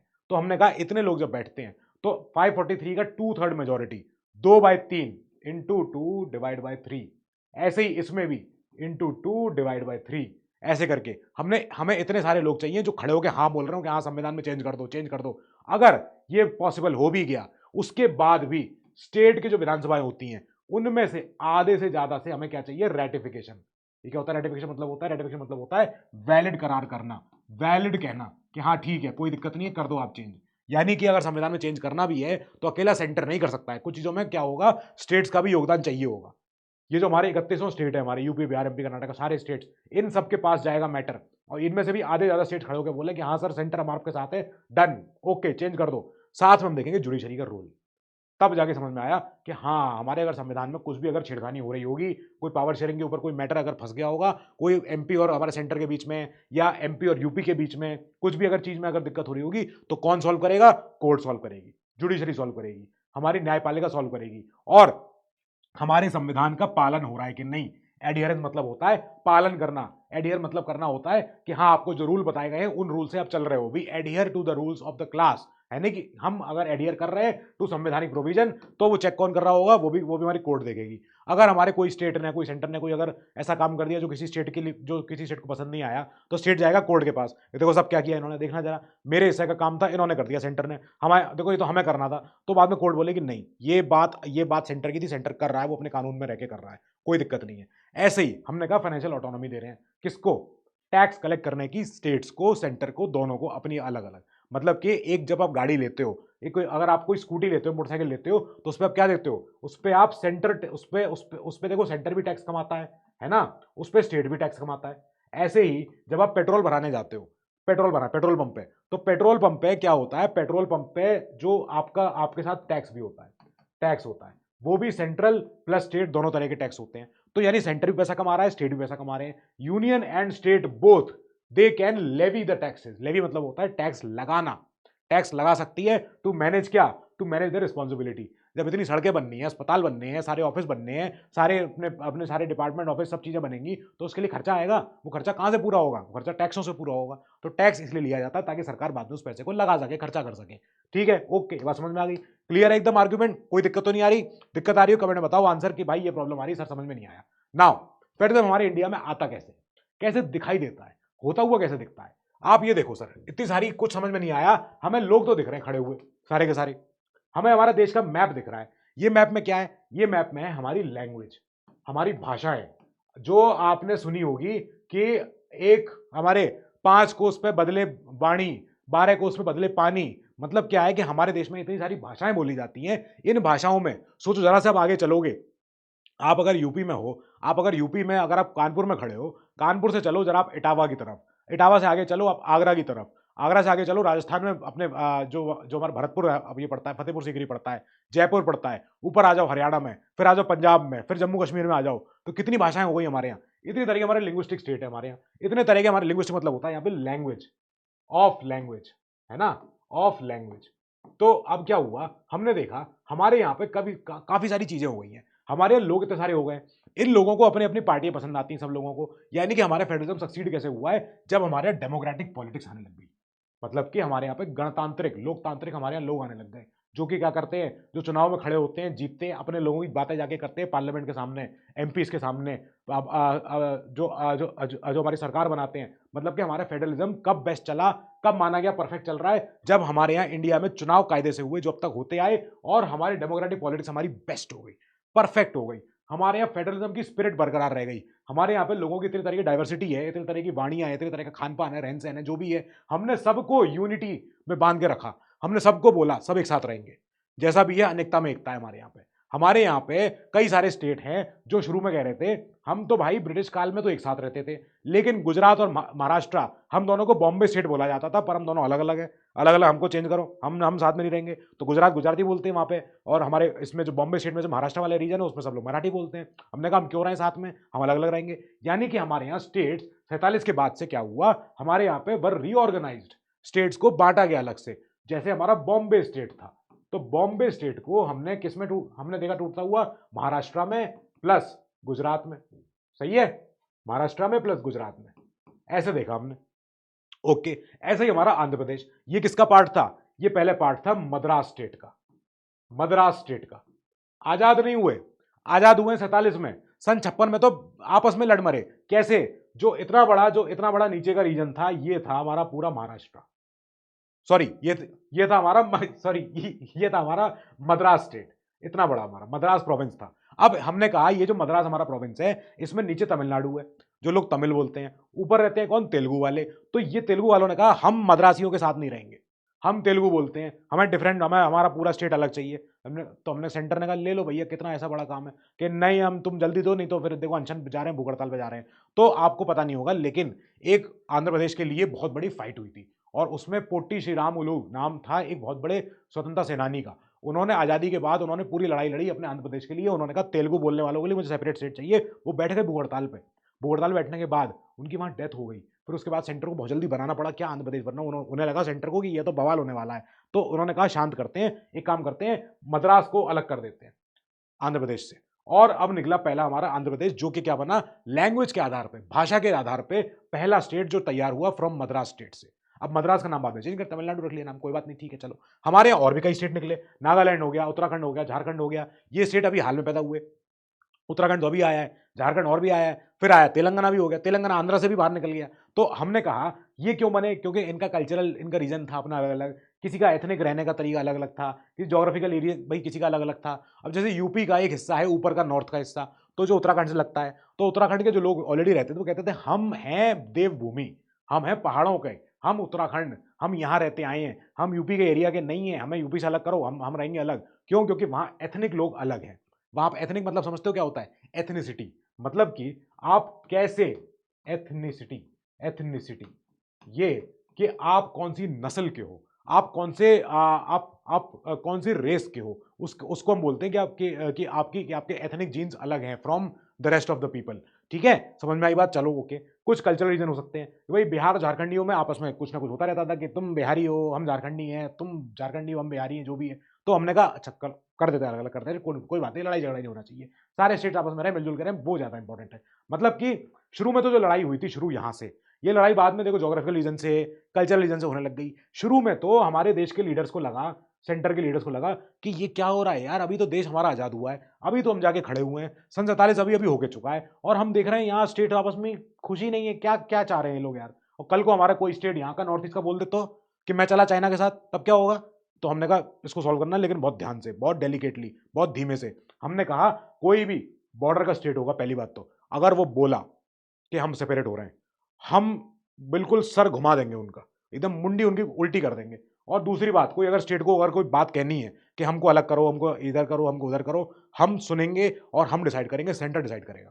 अच्छा, मतलब कि लिंग्विस्टिक आधार पे, लिंग्विस्टिक स्टेट्स इवेंचुअली क्या होता है, ये लोग इतना तो कह सकते हैं कि भाई हम भाषा के नाम पे अलग होना चाह रहे हैं, हम देश से अलग नहीं होना चाह रहे हैं। हम कह रहे हैं हम एडमिनिस्ट्रेटिव एफिशिएंसी हमारी बेस्ट हो जाएगी ना।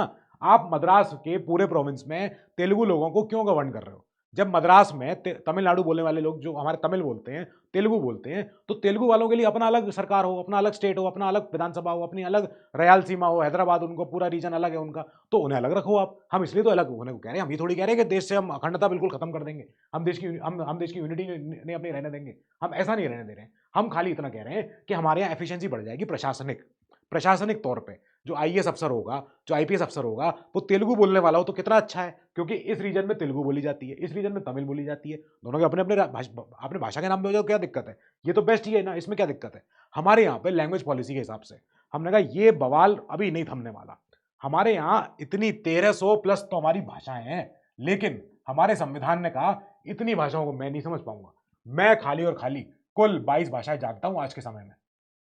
संविधान के हिसाब से जो संविधान में जो शेड्यूल्ड लैंग्वेज है वो कितनी है? वो 22 है टोटल लैंग्वेज। जैसे क्या हिंदी, मलयाली, तमिल, तेलुगु, ये सारी जो भाषाएं हमारी दिख रही हैं, ये 22 भाषाएं संविधान में लिखी हुई हैं। लेकिन इसमें से मेजॉरिटी जनता क्या बोलती है? 40% पॉपुलेशन क्या बोलती है? हिंदी बोलती है। तो हिंदी हमारी कौन सी है? हमारे जो इतने रीजन में, हरे वाले रीजन में जो हमारी हिंदी चलती है। इसके बाद मराठी है, गुजराती है, तेलुगु है, फिर कन्नड़ है, तमिल है, मलयालम है, ये सब भाषा अपनी अलग अलग है। ठीक है, कोई बात नहीं, ये सब हमारी कहाँ है? ये संविधान के 8वें शेड्यूल में लिखी रहती है। कोई बात नहीं, ठीक है। जब आपको एग्जाम देना होगा नीट का, आईआईटी का, या आपको अगर बोर्ड का भी एग्जाम देना होगा, तो आप इनमें से कोई भाषा अपनी पसंद की चुन सकते हो, उसमें आप अपना पेपर दे सकते हो। ये आइडिया होता है। चलो ठीक है। हमारे यहाँ लेकिन हिंदी क्योंकि अब इतनी ज्यादा लोग बोलते हैं, और दिल्ली राजधानी भी यही है, हमारे सारे उस समय के प्राइम मिनिस्टर, सीएम, जितने हमारे बड़े लीडर्स थे वो इस एरिया से आते ही थे, यूपी, बिहार, एमपी, कर्नाटक, सारे बड़े रीजन है ये। तो हमने क्या किया, हिंदी लगा यार, इतने सारे लोग तो हिंदी बोलते हैं, तो दिक्कत क्या है इसमें? सब हिंदी मान लेते हैं, क्या दिक्कत है?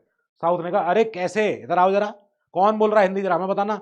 तो हमने कहा सब बोल रहे हैं यार, देखो ना यार। तो साउथ बोला नहीं, हमारे हिंदी कोई नहीं बोलता है। कहाँ कौन बोल रहा है इनमें हिंदी, बताना जरा, कोई नहीं है हिंदी वाला। तुम मराठी तक भी आ जाओ तो भी हम मान लेंगे कि उसको तुम हिंदी कह सको। तो मराठी ने कहा कैसे हिंदी हमारी, कैसे हिंदी जैसी है, मराठी बिल्कुल अलग है हिंदी से। तो हमने कहा ये तो प्रॉब्लम, लो फिर आ गई प्रॉब्लम, अब क्या करें? तो हमारे संविधान ने कहा मैं खत्म करूँ, कोई नो नेशनल लैंग्वेज, कोई भी लैंग्वेज नेशनल लैंग्वेज नहीं बोलूंगा मैं। संविधान ने कहा ऑफिशियल लैंग्वेज मान सकते हैं, बहुत ज्यादा होगी तो ऑफिशियल लैंग्वेज हमारी क्या है? हिंदी हमारी ऑफिशियल लैंग्वेज है, इंग्लिश हमारी ऑफिशियल लैंग्वेज है। हमारी स्टेट की अपनी अपनी ऑफिशियल लैंग्वेज हो सकती है। महाराष्ट्र में अगर कोई ऑफिशियल कोई दस्तखत होगा, दस्तावेज होगा, तो मराठी में भी साइन हो सकता है। हर स्टेट के पास अपना अपना तरीका है अपने आप को गवर्न करने का, अपने आप को एडमिनिस्टर करने का, in their local language, in their concern language. तो उसको ऑफिशियल बना लो आप। लेकिन देश की नो राष्ट्रीय भाषा। हमने कहा ये बवाल अगर सॉल्व नहीं हुआ तो फिर तो कुछ नहीं हो पाएगा। कोई बंगाली बोल रहा है, कोई असमीज बोल रहा है, कोई अपना मणिपुरी बोल रहा है, कोई अपना सिक्किमीज बोल रहा है, नेपाली अपनी चल रही भाषा, कैसे करेंगे डील उसको? ऊपर डोगरा चल रही है, पंजाबी चल रही है, लो इतनी बवाल कैसे झेलेंगे हम इसको? तो हमने कहा ना ना ना भैया, इंग्लिश इंग्लिश ठीक है, इंग्लिश कर लेंगे। हमने कहा इंग्लिश हो जाएगी, इंग्लिश साथ में हिंदी, कम से कम सब बात तो कर सकेंगे दूसरे से ऊपर नीचे। तो हमने कहा इंग्लिश अलॉन्ग साइड हिंदी क्या होगी, हमारे देश की क्या हमारी ऑफिशियल लैंग्वेज चलती रहेगी। साथ ही जो हमारे हिंदी स्पीकिंग स्टेट्स हैं, जो नॉन हिंदी स्पीकिंग स्टेट्स हैं, तमिलनाडु हो गया, आंध्रा हो गया, कर्नाटका हो गया, जो आज कहते हैं नहीं only Kannada, only Kannada, only Tamil, only Marathi. ठीक है भैया, तुम्हारे कोई बात नहीं, हिंदी मत बोलना, कोई बात नहीं, इंग्लिश बोल लो। इंग्लिश कम से कम हमसे बात तो कर पाओगे, हम समझ तो पाएंगे क्या बोल रहे हैं, क्या बोल रहे हो तुम। तो हमने कहा लेकिन साथ में हमें क्या याद रखना है, हमारे यहाँ पे इंग्लिश के होने से क्या हुआ है? इंग्लिश के होने से जो हमारे हिंदी स्पीकिंग हमारे बेल्ट है हमारे यहाँ पे, वो कमजोर हो गई है। हमारे यहाँ पे जो ब्रिटिश कल्चर है वो इंग्लिश वाला था, और हमारे देश के लोग कई ज्यादा पढ़े लिखे है ही नहीं। उस समय तो आजाद होते समय का ये हाल ही है, उस समय सन 47, सन 50, सन 56, उस समय देश हमारे यहाँ कितने परसेंट लिटरेट थे? वो पढ़े लिखे लोग ही नहीं थे, अंगूठा लगाने वाले लोग थे। हमने कहा इनका क्या होगा फिर बाद में? तो हमने कहा हिंदी को डैमेज नहीं हो जाए, हिंदी बोलने वाले लोगों के साथ नुकसान नहीं हो जाए, तो हमने कहा हम हिंदी को क्या करेंगे, प्रायोरिटी देंगे जरूर। हम सरकार की पॉलिसी रहेगी, सरकार चाहेगी हमेशा ट्राई करना कि हिंदी का प्रमोशन और हो, हिंदी के लिए और ज्यादा हम देख सकते हैं कहां कहां बेहतर हो सकता है, कहां कहां बेटर हो सकता है। हम लेकिन जो हिंदी नहीं बोलते हैं, नॉन हिंदी स्पीकिंग स्टेट्स हैं, हम आपके ऊपर इंपोज नहीं कर रहे हैं। हम आपके ऊपर, जो आप हिंदी नहीं बोलते हो, आप लोग इधर के लोग, हम आपके ऊपर इंपोज नहीं करेंगे, आपके ऊपर थोपेंगे नहीं हिंदी को। लेकिन हम अपने यहाँ पे हिंदी की प्रोग्रेस देखते रहेंगे। भाई हिंदी के बोलने लिखने वाले लोग क्या तरक्की कर पा रहे हैं कि खाली इंग्लिश वाली भाई ये जो अपना कर रहे हो, ऐसा नहीं हो जाए। हमने कहा वेरी इंपॉर्टेंट, ये आर्ग्यूमेंट तो बहुत इंपॉर्टेंट है। हमने कहा इसको हम नहीं जाने देंगे। चले हम आगे सेंटर स्टेट रिलेशंस पे। ये हमारे यहाँ अगर आप यूपीएससी की तैयारी करोगे आगे चल के, तो एक सेपरेट चैप्टर है बहुत बड़ा। ऐसे ही हमारे यहाँ लैंग्वेज हमारा सेपरेट चैप्टर है हमारे यहाँ। फिर हमारे जो हमारे फेडरलिज्म के फीचर जो हम पीछे देख रहे थे, वो भी हमारे यहाँ एक पूरा सेपरेट चैप्टर है। तो हमारे यहाँ सेंटर स्टेट रिलेशंस जब पढ़ना शुरू करते हैं तो एक बात समझ में आती है कि इनिशियली मतलब कब, जब 50 से लेके 1967 तक, 70s तक, 1970s तो मान ही लो, चलो कोई बात नहीं, 70 चल जाएगा। तो इस समय तक क्या हो रहा था? इस समय तक क्या था, सेंटर और स्टेट सरकारें बराबर बराबर चल रही थी। क्यों? क्योंकि एक ही डोमिनेंट पार्टी हुआ करती थी उस समय पे, कांग्रेस पार्टी। और बाद में क्या हुआ, 67 के इलेक्शन के बाद 69 हुआ, 70 हुआ, फिर अपना देखो इमरजेंसी हुई, उसके बाद क्या हुआ, अपने अपने रीजन्स में, अपने अपने जगह पे, अपने अपने क्या हुआ, रीजन में, प्रांतों में डिफरेंट डिफरेंट पार्टियां आने लग गई, रीजनल पार्टियां। रीजनल पार्टियां, ये क्या हुआ सर? मतलब क्या है इसका? मतलब क्या है, डिफरेंट पार्ट्स जो थे, तो उन जगहों पे कोई समाजवादी पार्टी आ गई, कोई कम्युनिस्ट पार्टी आ गई, कोई दूसरी पार्टी आ गई, कोई जनसंघ आ गया, कोई कुछ आ गया, कांग्रेस, अदर्स, कांग्रेस इंदिरा, ये सारी पार्टी आने लग गई। मतलब एक जो यूनिफाइड कांग्रेस थी पूरे देश भर की, वो बिखर गई, और आई, और अपने अपने स्टेट्स की different different different different different different पार्टियां अपनी पैदा होने लग गई। मतलब क्या हुआ कि हमारे यहाँ पे स्टेट्स में और सेंटर पे अलग अलग डिफरेंट तरह की पॉलिटिक्स होने लग गई। एक तरफ सेंटर में कोई दूसरी सरकार है और स्टेट में कोई दूसरी सरकार है, तो आपस में क्या होने लग गया, मतभेद होने लग गया, डिवाइड हो गया। और सेंटर, क्योंकि सेंटर है, सेंटर तो ऑलरेडी हमारा पावरफुल रहा है हमेशा से। सेंटर देखो, सेंटर में वजन रहता है हमेशा पास, सेंटर कहता है मैं बड़ा भाई हूं, भाई मेरी चलेगी। तो सेंटर हमेशा डोमिनेट करता रहा, डोमिनेट करता रहा। अब क्या हुआ, जब डोमिनेशन ऐसा हो गया कि कई बार सेंटर सरकार ने, सेंट्रल सरकार ने कई बार स्टेट की सरकारों को डिसमिस कर दिया, स्टेट की सरकारों को, स्टेट की गवर्नमेंट्स को क्या किया, हटा दिया, हटा दिया, बिल्कुल एकदम जैसे कहते हैं डिसमिस कर दिया, और भगा के ये बोल दिया कि कोई नहीं, जो चलेगी हमारी पार्टी की चलेगी, नहीं तो किसी की नहीं चलेगी। तो ये हो रहा था, ये बहुत ज्यादा पॉलिटिक्स हो रही थी, और हमारे संविधान की एकदम जो है अब्यूज हो रहा था संविधान का।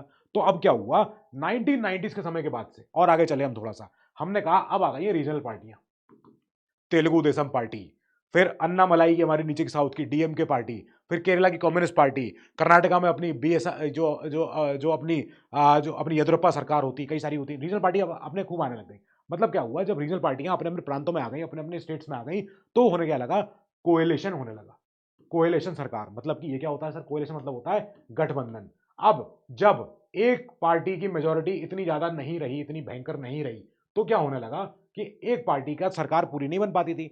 क्या होता था, उस पार्टी को अगर, जैसे क्या है, अगर उसको पार्लियामेंट में 543 में से, उसको 543 में से अगर उसको 272 का जादुई आंकड़ा छूना है, दैट मीन्स 50%। ये कितना होता है, ये 1/2 होता है, ठीक है। अगर 50% नहीं आ पा रही उसकी सीटें पूरे देश के चुनाव के बाद, तब क्या होगा, उसको छोटी छोटी पार्टियों के साथ दोस्ती करनी पड़ेगी। तो यानी हमारी गठबंधन बनेगा, हमारी कोएलिशन सरकारें बनेंगी, और कोएलिशन सरकार बनने से क्या हुआ कि डिफरेंट डिफरेंट रीजन की जो पार्टीज हैं वो शामिल हो गई सेंटर की सरकार में, गवर्नेंस में हेल्प करने लग गई। अब ऐसे में क्या हुआ, हमारे इसके कोएलिशन सरकार होने की वजह से हमारे यहाँ पावर शेयरिंग और स्टेट्स की ऑटोनॉमी के लिए रिस्पेक्ट तैयार हो गई। हमने कहा हाँ यार, अब स्टेट्स की ज्यादा हम देखो मरम्मत कर नहीं पाएंगे, स्टेट को हमने जो पहले खूब चाबियां भरी हैं, अब नहीं हो पाएगी वैसे वाली ताकत। दूसरी चीज, सुप्रीम कोर्ट उधर खुद से, सुप्रीम कोर्ट ने कहा जो तुम ये स्टेट सरकार को डिसमिस कर देते हो, ऐसे तुम डिसमिस हमेशा भगा देते हो सेंटर, तुम बड़े भाई ज्यादा बनते हो, अब से नहीं हो सकता, वी रेस्ट्रिक्ट योर पावर, नहीं हो पाएगा। ये एसआर बोम्मई जजमेंट था, ठीक है। अब क्या हुआ, सुप्रीम कोर्ट, आपको जजमेंट याद करने की जरूरत नहीं है, ठीक है। आपको बस ये बता रहा हूं मैं, सुप्रीम कोर्ट ने भी, जुडिशरी ने भी काफी इंटरवीन किया। उसने कहा तुम यार, स्टेट के लोगों ने चुना है उस सरकार को, स्टेट की सरकार को, और तुम सेंटर, तुम इतनी गुंडागर्दी कर रहे हो, तुम स्टेट सरकार को उड़ा देते हो एकदम से। हमने कहा फिर क्या करना है, कि नहीं करना है, ऐसा बिल्कुल नहीं करना होता है। अब क्या होगा, हमारा मोर बैलेंस और इफेक्टिव हमारा क्या रहेगा, फेडरलिज्म। हमारे यहाँ पावर शेयरिंग, हमारे यहाँ फेडरल पावर स्ट्रक्चर सेफ रहना चाहिए, सेंटर स्टेट दोस्ती करके चलेंगे, कोई लड़ाई झगड़ा दुश्मनी नहीं होगी, ये बहुत जरूरी हुआ। हमने कहा ये तो ठीक है, अभी तक तो कहानी समझ में आ गई 1990 की, लेकिन 1990 के बाद तो एकदम गेम ही चेंज हो गया। क्या गेम चेंज हुआ, गेम चेंज ये हुआ कि डिसेंट्रलाइजेशन। अब जरा और देखो डाइवर्सिटी हमारे देश में, ये देख रहे हो आप, जो फोटो, गांव की फोटो लगी हुई है, या देखो गांव प्रधान खड़े हुए हैं बीच में। तो अब क्या है, हमारे यहां हमने देखा यार, अभी भी मुद्दे ऐसे हैं कई सारे, मान लो छोटी मोटी सीवेज है, नालियां साफ करना है, या कोई देखो मार्केट का तैयारी करनी है, कोई एरिया में पार्किंग देखनी है, कार पार्किंग हो, कोई जगह पे आपको ये देखना है कि जो स्कूल है, वो स्कूल की जो बाउंड्री है वो टूटी हुई है। तो अब अगर ऐसे इशू हैं, क्या इसके लिए यूपी की विधानसभा आएगी क्या उसको सॉल्व करने? हमने कहा नहीं। तो हमने कहा इसके लिए क्या करें, इसके लिए हम क्या करते हैं, हम पावर को करें transfer from central and state to local सरकार। मतलब ये क्या हुआ सर, मतलब अब ये प्रॉब्लम जो है, नाले की साफ सफाई, कूड़ा उठवाना है, मार्केट, झूले, मेले, कोई चीज लगानी है, तो इसके लिए कौन करे, इसके लिए वहां की लोकल सरकार करे, उस जिला की करे, उस शहर की करे। जो आपके शहर में म्यूनिसपैलिटियां होती हैं, जो आपके गांव में ग्राम सभा, ग्राम पंचायत होती है, वो है ये कब हुआ, ये हुआ 1990s में पहली बार। कैसे? जब हमने कॉन्स्टिट्यूशन में इसको लिखा, हमने कहा अब बहुत जरूरी है हमारे यहाँ पे पंचायती राज सिस्टम आना चाहिए, और पंचायती राज सिस्टम ऑलरेडी पहले से था लेकिन कभी इतना स्ट्रांग नहीं हो पाया 1990 से पहले तक, क्योंकि 1990s में संविधान में लिख दिया गया इसको। संविधान में जो लिख दिया गई कोई चीज हमारे संविधान में, तो मतलब अब वो माननी पड़ेगी, अब वो चीज होगी। ये सेंट्रलाइजेशन बहुत जरूरी था, इसकी नीड दिख रही थी। क्यों? क्योंकि इंडिया बहुत ही डाइवर्स रीजन है, इतना बड़ा रीजन है। हमारे यूपी की पॉपुलेशन जर्मनी से ज्यादा है, रशिया से ज्यादा है। हमारे तो छोटे मोटे स्टेट तो हमारे कई यूरोपियन स्टेटों से बड़े हैं, यूरोपियन कंट्रियों से बड़े हैं। तो हमने कहा हमारे पावर शेयरिंग और होनी चाहिए बिटवीन सेंटर एंड स्टेट, और नीचे लेके जाओ उसको पावर को। जो भी लोकल लेवल की प्रॉब्लम है वो कहाँ सॉल्व होगी? लोकल लेवल पे ही होगी। हमने कहा उसको मैनेजमेंट को एफिशिएंट करो, और वो मैनेजमेंट सबसे सॉलिड होना चाहिए। हमारे मार्केट जो हमारे देखो जो नाले नालियाँ होती हैं, सड़कों में गड्ढे होते हैं, कुछ होती चीज़ें, इन्हें लोकल स्तर पे सॉल्व करो। ये पीडब्ल्यूडी का विभाग का काम है, ये नगर निगम का काम है, ये इसका काम है। ये बहुत जरूरी था। हमने कहा पंचायत म्यूनिसपैलिटियाँ ये बनाते हैं, पंचायत बनेगी गाँव में और म्यूनिसपैलिटी बनेगी अर्बन एरिया में। ये बहुत इंपॉर्टेंट है। हमने कहा अगर ये हम बना ले गए, पर हमने कहा ये बनी तो थी पर उसमें स्टेट के अधीन थी, पूरी की पूरी एकदम टूटी हुई थी। 1990s के बाद से, संविधान में लिखने के बाद से हमने कहा अब इसको सॉल्व करते हैं। जो प्रॉब्लम पहले आ रही थी, क्या इलेक्शन नहीं होते थे पंचायत के, म्यूनिसपैलिटियों के, जो म्यूनिसपैलिटी थी पंचायती उनके पास हाथ में पावर ही नहीं थी। जो स्टेट सरकार कह दे वो मान लेंगे चुपचाप। लेकिन 1990s में संविधान में लिखने के बाद से सब चेंज हो गया। लिमिटेड रिसोर्सेज जो पहले हुआ करते थे अब वो ज्यादा मिलने लग गए, यानी कि पंचायत के पास अब पैसा होता है हाथ में काम करने का। ठीक है, ये था हमारा क्या डिसेंट्रलाइजेशन करने का तरीका। हमने पावर जो एक बार में पूरी समेटी हुई थी सेंटर के पास, सेंटर से दी पहले स्टेट को, स्टेटों से भी दी, फिर छीन के हमने कहा इनको पंचायतों को।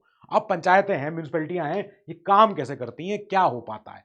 1992 में जब संविधान में लिख दिया गया हमने कहा लोकल सरकार अगर आ गई तो सबसे पावरफुल हो जाएगी, सबसे बढ़िया हो जाएगी। ये था गांधी जी का सपना, ये जरूरी था। और 1992 में संविधान में जो अमेंडमेंट हुआ है, यानी कि संशोधन, संशोधन अगर किसी को नहीं पता हो, इसको कहते हैं संशोधन। मतलब संविधान में बदलाव लाना, संशोध करना, कुछ भी शोध करना। ठीक है, इसको हिंदी में ये लिख रहा हूं मैं ताकि कईयों के समझ में आ जाए। नाउ ये जब हुआ 1992 का हमारा CAA, इसको कहते हैं कॉन्स्टिट्यूशन अमेंडमेंट एक्ट।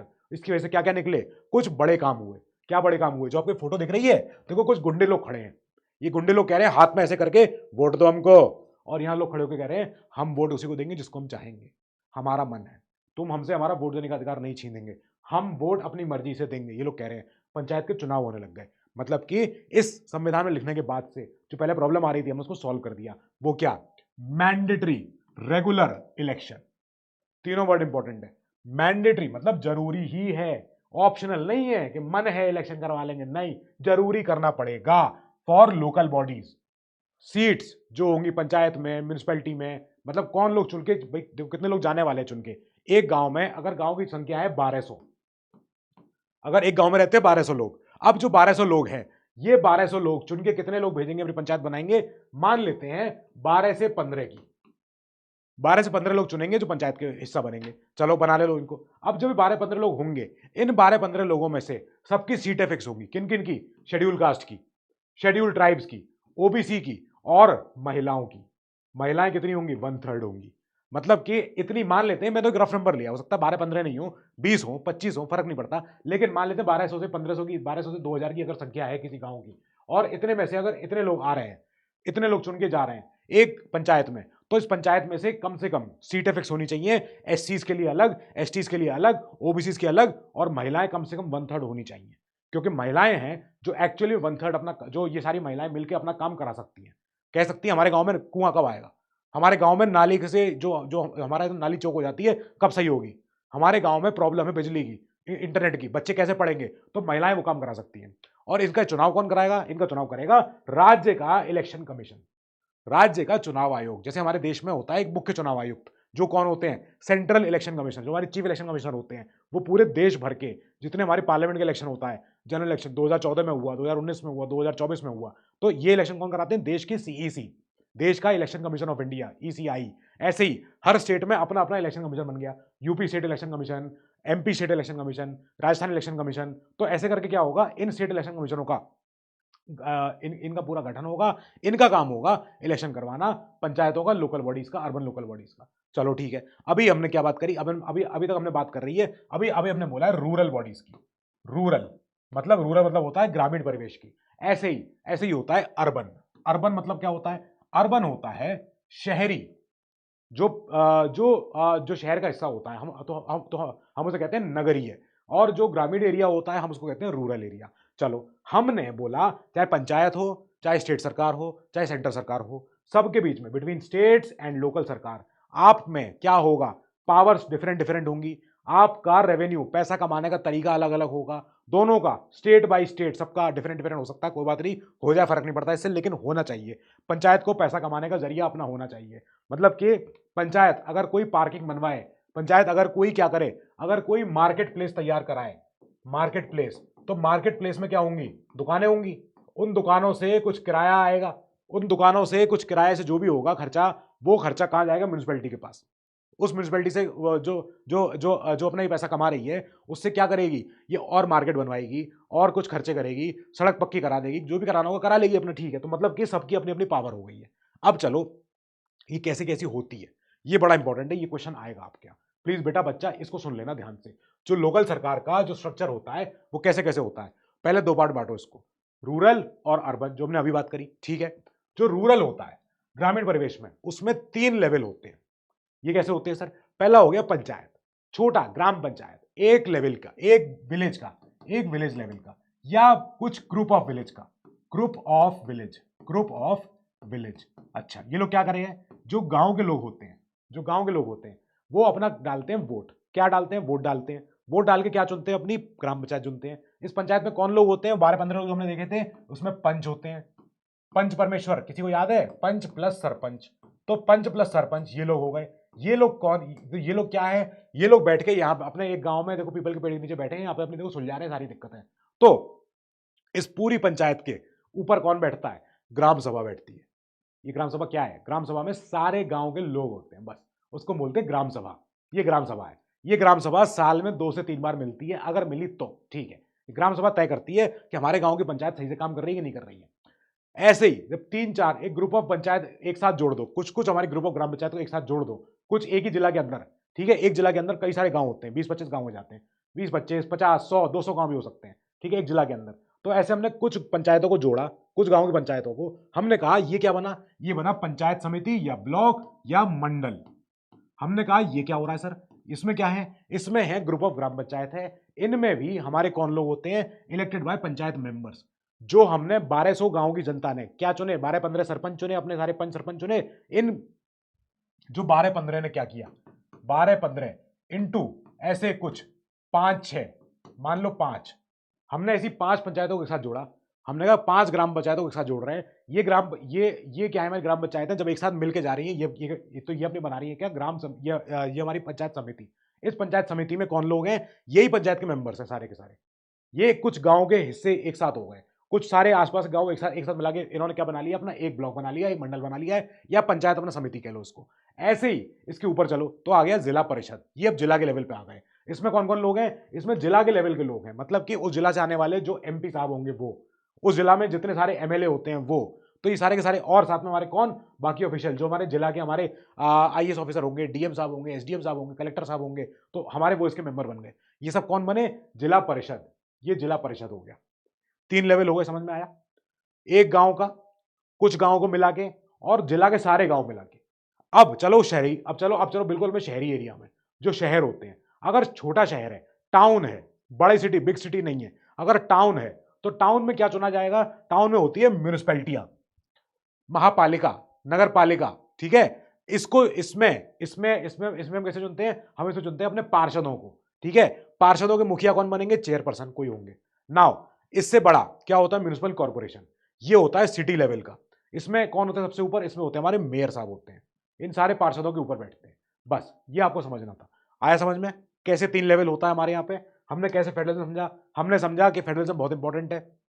इससे हमारा बना क्या, हमने फेडरलिज्म को अपना क्लियर करते करते समझ में आया कि हमारा फेडरलिज्म आज की तारीख में बड़ा सॉलिड हो गया है।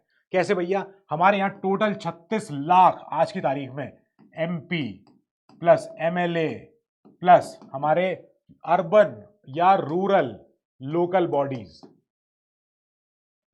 म्यूनिसिपैलिटियां और पंचायती राज, ठीक है, सब मिला के हमारे 36 लाख चुने हुए लोग हैं। अब कोई ब्रिटिश राज जैसा कोई ऐसा नहीं है वाइसरॉय आगे बैठा हुआ है बाहर से कोई अंग्रेज, नहीं, राजा का बेटा राजा नहीं बन रहा है, सब लोग चुन रहे, सब लोग चुने जा रहे हैं, तब जाके ये हमारा एक्सपेरिमेंट किया हमने, और एक्सपेरिमेंट ग्लोबली हमने बेस्ट करके दिखा दिया। अगर ये कोई कर सके कोई देश, तो बताओ भाई।